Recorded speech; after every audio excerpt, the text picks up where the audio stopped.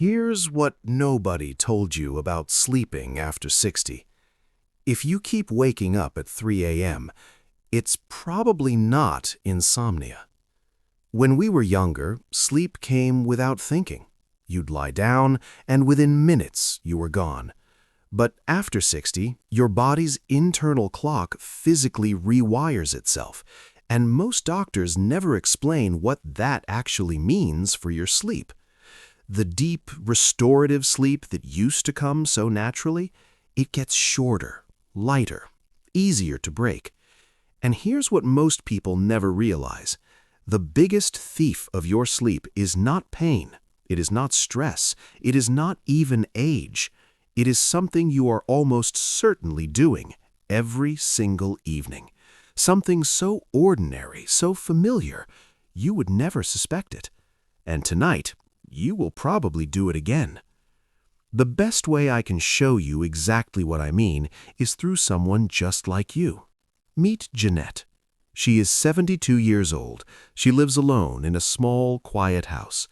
Every evening, Jeanette winds down the way most of us do. She dims the lights, watches a little TV, reads in her favorite chair. It feels like exactly the right way to prepare for sleep, but it was quietly destroying it. By 10 p.m., Jeanette was exhausted, but the moment her head hit the pillow, her mind switched on. She lay there, 1 hour, then 2, wide awake in the dark. Her doctor called it insomnia, gave her sleeping pills.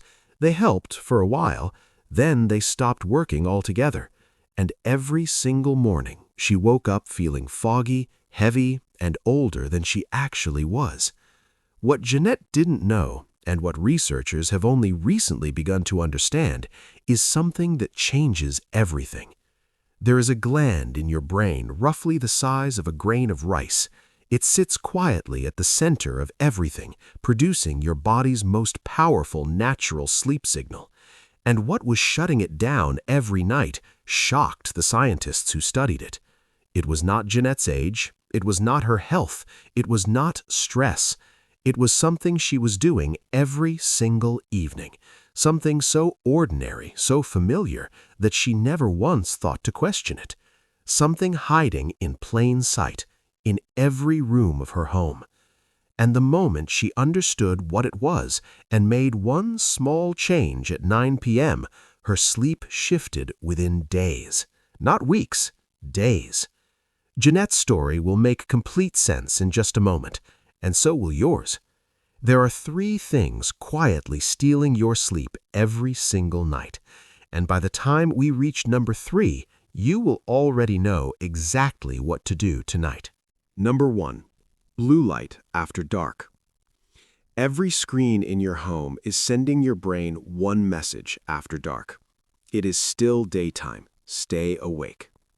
Scientists call it blue light, and even a small amount after sunset shuts down your body's natural sleep signal completely, as if the sun never went down. Janet's evenings felt peaceful.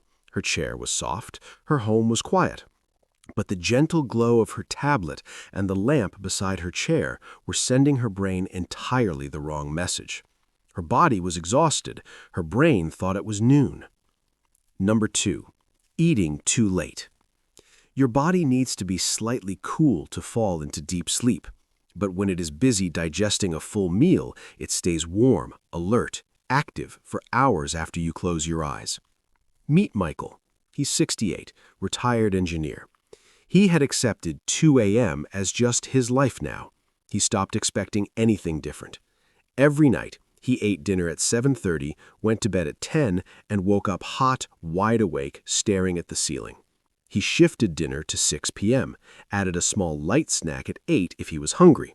Within 1 week, he slept through the night for the first time in 3 years.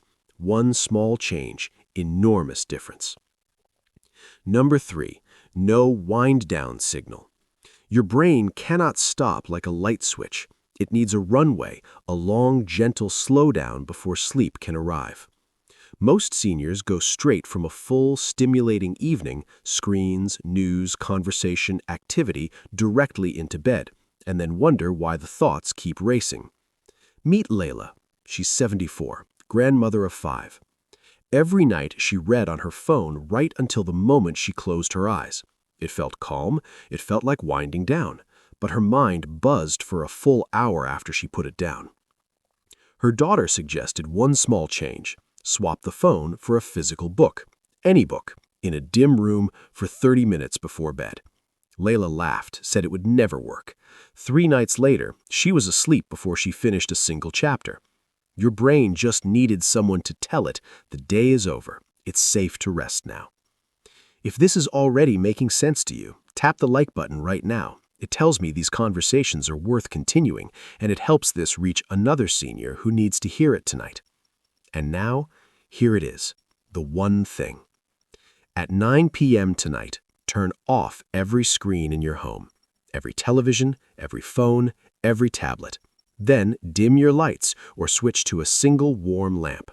For the next 30 to 45 minutes, do just one quiet thing. Start with a physical book. That's the simplest place to begin. Or, if reading is not for you, soft music, a short journal entry, a quiet prayer, whatever brings your mind to stillness. No prescriptions, no melatonin, no expensive solutions.